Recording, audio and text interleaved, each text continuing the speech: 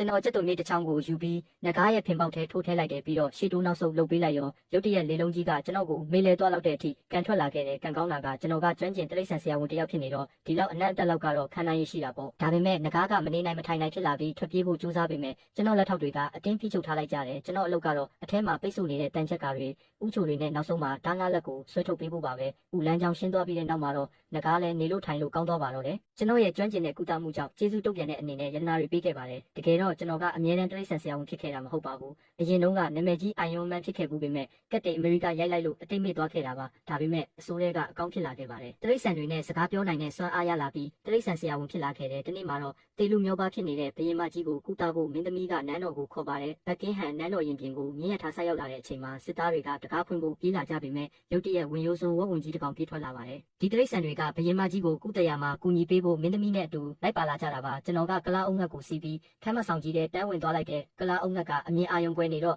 တန်ချက်ကဝက်စုံတွေကိုဝင်တိုက်မိပြီးလဲကုန်ရောအဲ့ဒီနောက်မှာတော့ကျွန်တော်ရဲ့တိရစ္ဆာန်အဖွဲ့ကြီးနဲ့အတူအိတ်ခမ်းဆောင်တဲ့ချီတက်ဝင်ရောက်သွားပါတယ်အသက်ငွေပဲကျွန်တော်ရဲ့ဘယင်မကြီးကိုမြင်လိုက်ရတော့ထူးခြားတာတစ်ခုခုရှိမရှိအနံ့ခံဖို့ခွေးကိုအရင်လွတ်လိုက်တယ်ထင်တဲ့အတိုင်းပါပဲခွေးကစမ်းကြဲတဲ့ပန်းနဲ့တစ်ခုကိုအာယုံခံမိပေမဲ့ဘာလဲဆိုတာကိုတော့အတိအကျမပြောနိုင်ခဲ့ပါဘူးဒါနဲ့ကျွန်တော်လည်းရေကူးမျက်မှန်တဲ့ငါးကန်နဲ့ခုန်ဆင်းပြီးရေပဝဲနဲ့မိတ်ဖွဲ့စကားပြောကြည့်လိုက်တယ်ပြီးတော့တရုတ်စီးချမ်းကိုထုတ်ပြီးခွေးကိုတစ်ခုချင်းစီလိုက်စစ်ခိုင်းတယ်နောက်ဆုံးမှာတော့အတီးပြုနိုင်ခဲ့ပါတယ်တယောက်ယောက်ကဘယင်မကြီးကိုရှားပါအပင်တစ်မျိုးနဲ့အစိတ်ခတ်ထားတာပါနောက်9ရက်နေလို့နေချက်တဲ့အချိန်ထိမကုသနိုင်ရင်ဘယင်မကြီးတည်ဆုံးရပါလိမ့်မယ်ဘယင်မကြီးကိုကယ်ဖို့အတွက်ဖြည့်ဆည်းရှာရန်ဤတန်ကျုံးကိုမသွားဘဲမရတော့ပါဘူးမထွက်ခွာခင်မှာကျွန်တော်ကနှံကောင်းကိုအပင်နားမှာသူ့ရှို့အဖြစ်ဝတ်ထားခဲ့ပြီးခွေးကိုတော့လုံခြုံရေးတာဝန်ပေးကဘယင်မကြီးရဲ့လှုပ်ရှားမှုတွေကိုကိုယ်တိုင်ကြည့်ရှုစစ်ဆေးဖို့မင်းသမီးကိုမှာကြားခဲ့ပါတယ်အဲ့ဒီလိုစီစဉ်ပြီးတဲ့နောက်မှာတော့ဒဏ္ဍာရီလာဤတန်ကျုံးကိုရှာဖွေဖို့တိရစ္ဆာန်တွေနဲ့အတူခရီးထွက်ခဲ့ပါတယ်ဒါပေမဲ့ကျွန်တော်လုပ်ရက်တွေကနန်းတွင်းဝင်ကြီးကိုစိတ်မလုံမလဲဖြစ်စေခဲ့ပါတယ်သူကဆရာဝန်တယောက်ကိုတိတ်တဆိတ်ခေါ်ပြီးကျွန်တော်တို့ရွက်လေပြန်မလာနိုင်တော့အောင်တော်ဝင်စစ်တင်မောနဲ့လိုက်တိုက်ခိုက်ဖို့အမိန့်ပေးလိုက်ပါတယ်ဒါပေမဲ့နှံကောင်လေးကသူတို့ရဲ့နိုင်ငံတော်လုပ်ကြံမှုကိုအကုန်ကြားခဲ့ရပါတယ်မကြခင်မှာပဲဆရာဝန်ရဲ့စစ်တင်မောကကျွန်တော်တို့ကိုမိလာခဲ့တဲ့ရွက်လေကဘလောက်ပဲမြင်မြန်မိတင်မောကိုတော့မရှင်းနိုင်ပါဘူးကျွန်တော်လည်းချက်ချင်းပဲလက်နက်စနစ်ကိုအသက်သွင်းဖို့တိရစ္ဆာန်တွေကို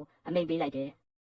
တကယ်တော့အဲ့ဒါကပင်လယ်တရဝါတွေနဲ့ဆက်သွယ်နိုင်တဲ့အတန်လိုင်းလွှင့်ဆက်ဖြစ်နေတာပါသတင်းစကားရောက်သွားပြီးတဲ့နောက်မှာတော့ဝေလာငါးကြီးတစ်ကောင်ကျွန်တော်တို့တင်မောပေးကိုရောက်ချလာပါတော့တယ်နောက်ထပ်လည်းတင်ပေးအောင်မှာမို့ channel လေးကို like and follow လုပ်ခဲ့ပါဦး